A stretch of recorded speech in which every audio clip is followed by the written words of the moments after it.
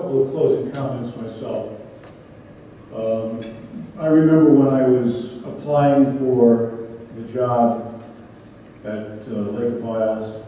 I was 15 years old, and I thought what a wonderful adventure this would be to go off to Boy Scout camp for the summer to work and, you know, be away from home, let's face it.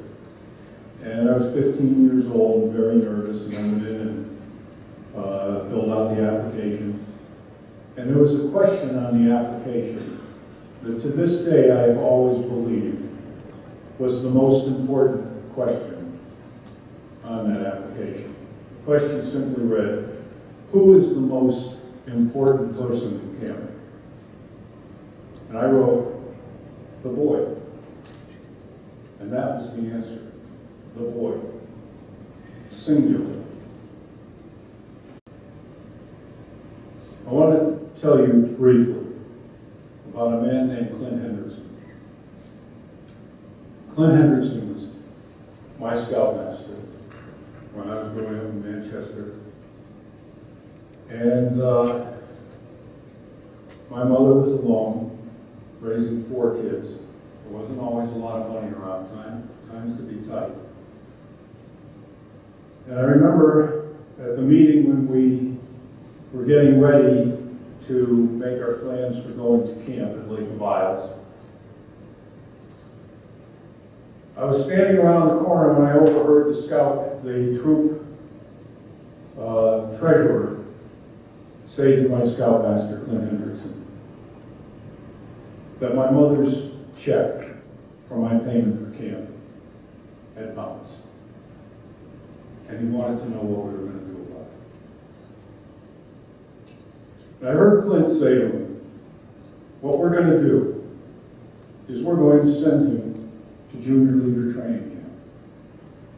And then he's going to camp with us as a member of the troop staff as a junior assistant scoutmaster, and we're going to pay his way.